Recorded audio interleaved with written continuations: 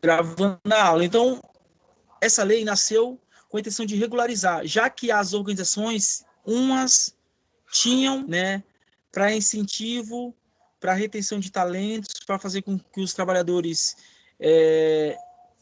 se sentissem incentivados e motivados a trabalharem com produtividade. Cada empresa criava a sua regra, porcentagem de participação, sua maneira de avaliação. Então, foi criada uma lei para regularizar, para criar um padrão, para que todas as empresas que fosse trabalhar com participação de lucros, trabalhasse de uma maneira organizada, regulamentada, né, pela lei. Até mesmo porque muitas instituições elaboravam seus próprios regulamentos e isso acabava gerando muitos conflitos no final das contas, lá no final do ano, porque as empresas, muitas não cumpriam aquilo que combinavam. Então prometiam uma porcentagem, no final cobravam, e aí a lei veio para regulamentar, até mesmo porque quando surgiu a lei, entrou lá as entidades protetoras né, que protegem os trabalhadores, as entidades reguladoras, sindicatos, tá? Então vai falando lá artigo a artigo, a gente não vai falar de todos, mas, por exemplo, né, aqui fala, por exemplo, que hoje em dia, no artigo 2 dessa lei, deu o poder do empregado poder negociar, né, ele poder conversar, ele tem um representante dos funcionários dentro de uma comissão criada pela empresa que a lei exige. A lei exige que exista uma comissão onde você vai ter representante da empresa e representante dos trabalhadores. Esse representante, por exemplo, pode ser alguém participante do sindicato. E hoje, com a regularização da participação de lucros, esse funcionário ele tem a possibilidade de negociar com a empresa como que vai ser essa participação de lucro, de como vai ser essa porcentagem, de como que vai ser recebido, se vai ser igual para todos os trabalhadores de todos os níveis, ou se sei lá, para quem assume mais responsabilidade vai ter uma porcentagem maior, né? Então existem maneiras existem vários pontos que podem ser negociados. Não acontecia. Antes todo o poder de decisão com relação a isso era a empresa que fazia.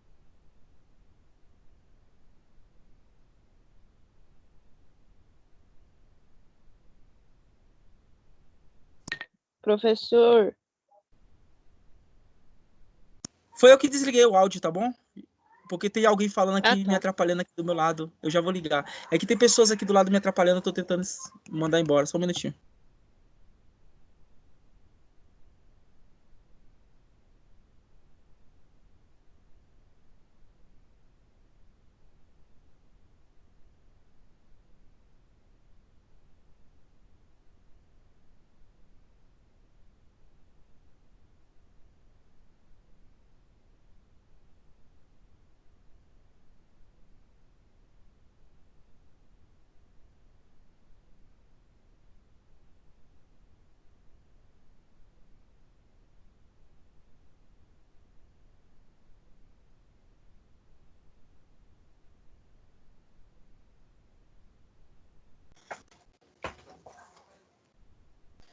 Tá, então, hoje ficou melhor para o trabalhador com a legislação que regulariza a participação de lucros, porque ele pode, né, pode ser expressa a vontade da coletividade, do grupo de trabalhadores, pode ser negociado essa participação, né, o trabalhador acabou ganhando voz. Então, aqui nesse artigo 2, né, ele fala que, por exemplo, da criação da comissão, que deve ser criada essa comissão paritária, porque vai ter representante tanto do sindicato, do que vai representar o trabalhador, e também da própria empresa, que é para fazer essa negociação. Então, isso é uma vantagem a mais. Antes não tinha isso, né? As empresas, inicialmente, historicamente, começam com essa ideia, com a intenção de motivação e de retenção de talentos.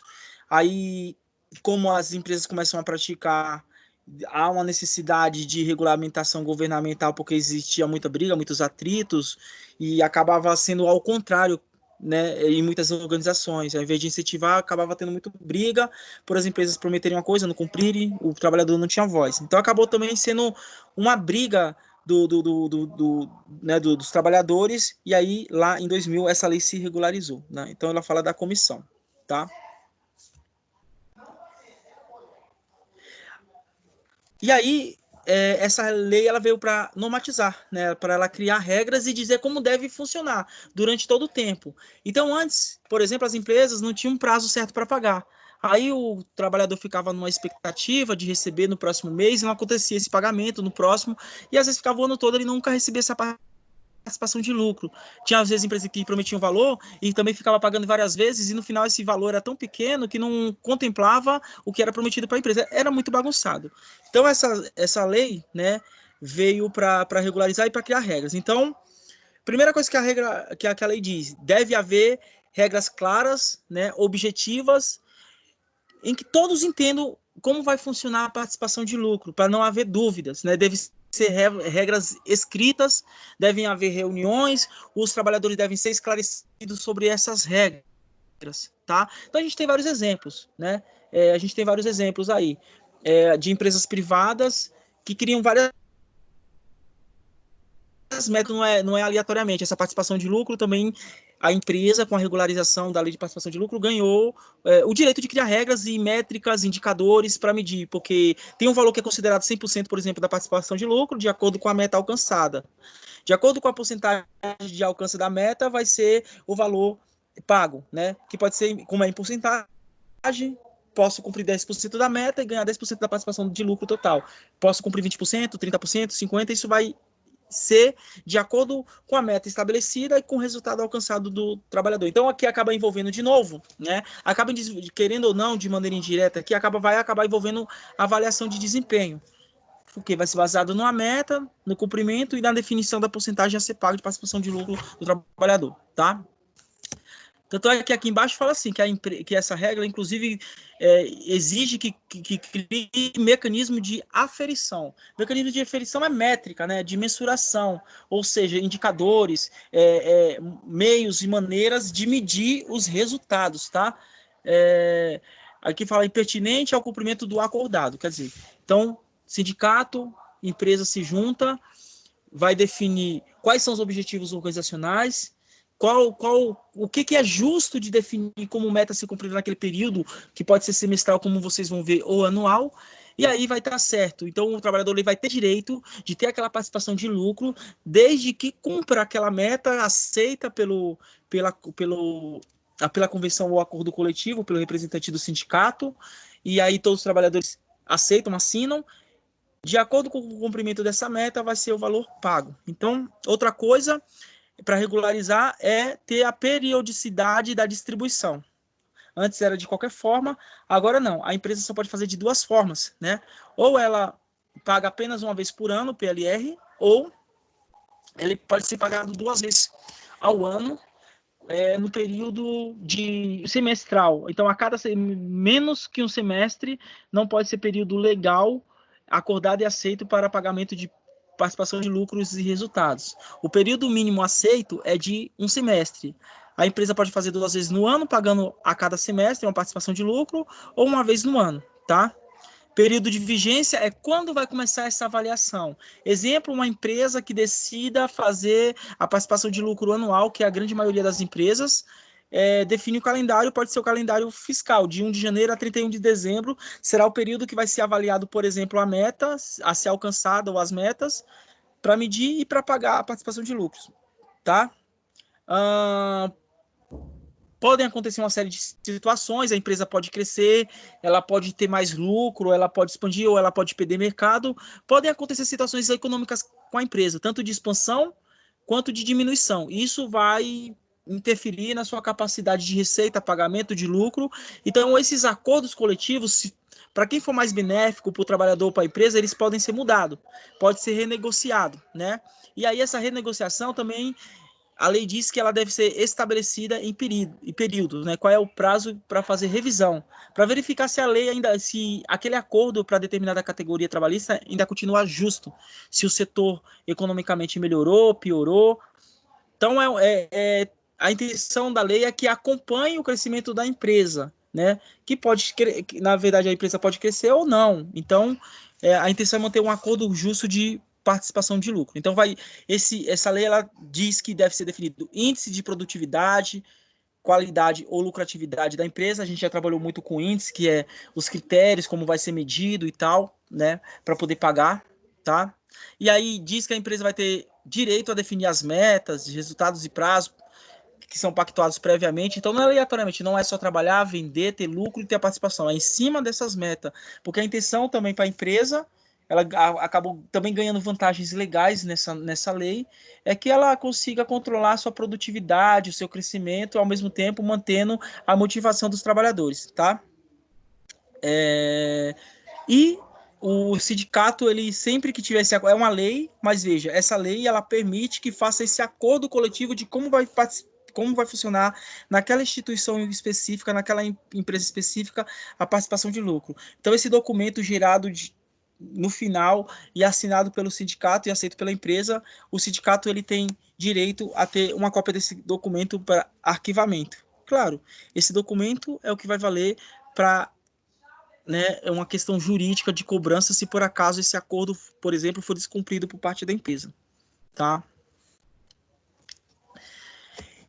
Existe aí alguns entes, alguns elementos que estão exclusos de se enquadrar na lei de participação de lucros e resultados. Primeiro, a pessoa física, né? Porque a pessoa física ela não vai gerar lucros. Para eu dar um exemplo de pessoa física, tá bom, você pessoa física, na tua casa, por exemplo, contrata um empregado doméstico. Então você, pessoa física que tem empregado doméstico, você não gera lucros, você não gera resultados, então você não tem a obrigatoriedade, você não está enquadrado nessa lei 10.101, porque você, de participação de lucros e resultados, você não tem que se enquadrar, né? Você não tem que pagar uma porcentagem de resultados porque você não gera resultados, né? Da mesma forma, as entidades sem fins lucrativos, tá? Mas aí tem que ter algumas características que são aqui definidas. A entidade sem fins lucrativos que não distribua resultado a qualquer título, ainda que indiretamente, a dirigentes, administradores ou empresas. Se é sem fins lucrativos, ela não vai distribuir, não vai ter o que distribuir, não vai gerar valor, não vai gerar lucro, é, não tem esse valor financeiro a mais para fazer essa distribuição.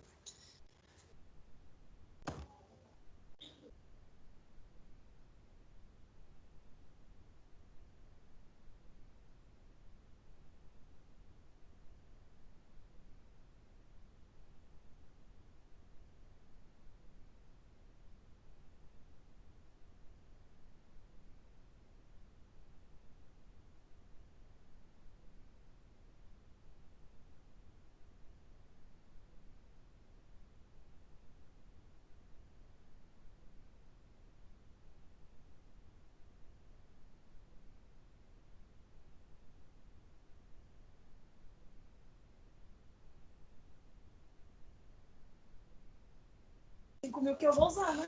Ser afogado. Só não, que eu vou usar. Ai, gente, o pessoal tá me atrapalhando.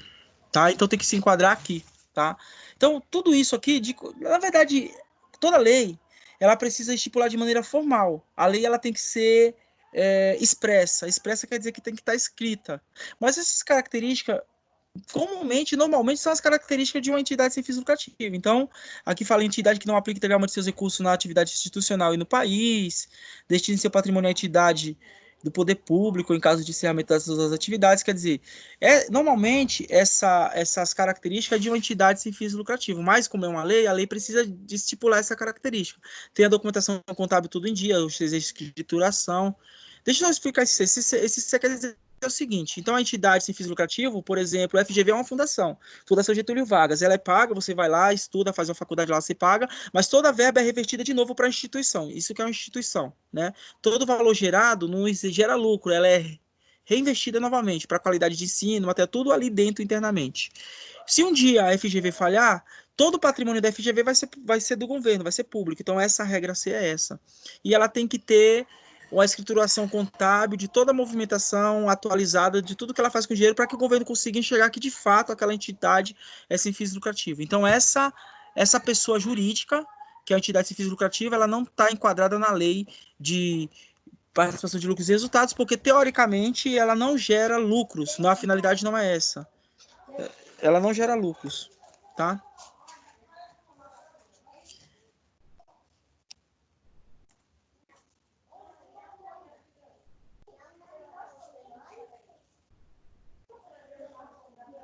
Então tá, aqui é o 10 também vai de encontro, o artigo 10 também vai de encontro,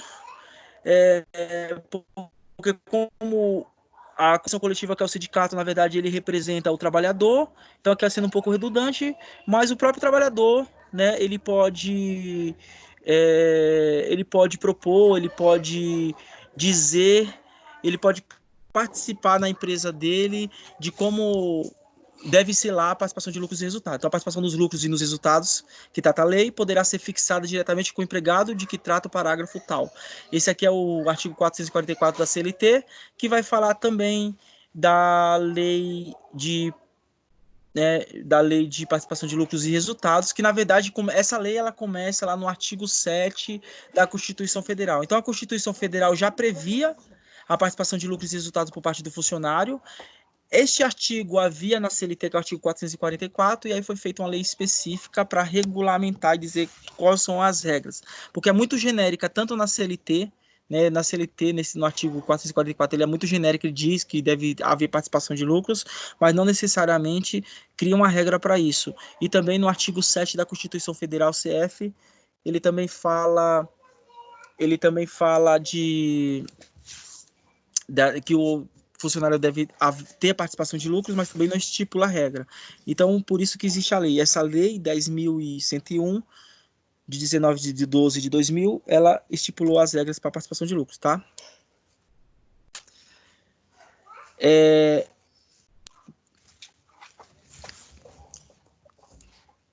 Então, a empresa tem que aderir? Veja só, vamos deixar claro aqui. Não é que a empresa é obrigada a aderir? Participação de lucro é uma obrigatoriedade das empresas em geral. É o seguinte, a empresa que adere à participação de lucros, tá? Ela vai ter que se enquadrar nessa lei, ela não vai poder fazer aleatoriamente, tá? E aí, como eu falei, a empresa ela ganha o direito também de cobrança, por isso que a gente tem metas, a gente tem resultado, não é aleatoriamente. Ela também ganhou poder, na verdade a lei veio para regulamentar para o trabalhador e para a empresa. A empresa acaba ganhando vantagem, porque o trabalhador está ciente que existe uma meta e resultados para ser alcançados e ele vai se esforçar para alcançar aqueles resultados se ele quiser ter naquele período determinado um valor a mais no seu salário. Valor, inclusive, como vocês vão ver, que não pode ser contado na remuneração básica. É um valor extra. Então, no mês que tem a participação de lucros e resultados, toda a remuneração referente ao salário do trabalhador ele vai receber normal, né? Essa verba ela não vai contar com um abatimento, é um valor extra que ele recebe. Outra coisa, não haverá descontos a não ser o do imposto de renda retido na fonte. Os outros, INSS, né, a fins de desconto por parte da empresa também, FGTS, tudo, que não abaixo da folha de pagamento do trabalhador, mas a empresa deposita, esses não vai constar. Ele é um valor extra, um valor a mais, tá? Então a empresa mantém a participação de lucro espontaneamente, tá? Mas se manter, ela vai ter que se enquadrar nessa lei, nessa regra, tá? Só um minutinho, tiro o áudio, já vai voltar. Vocês viram esse primeiro slide que tá aí? Eu não vi ninguém curtindo. Será que vocês curtiram e não apareceu aqui? Aqui eu vou tirar esse slide que tem um outro agora.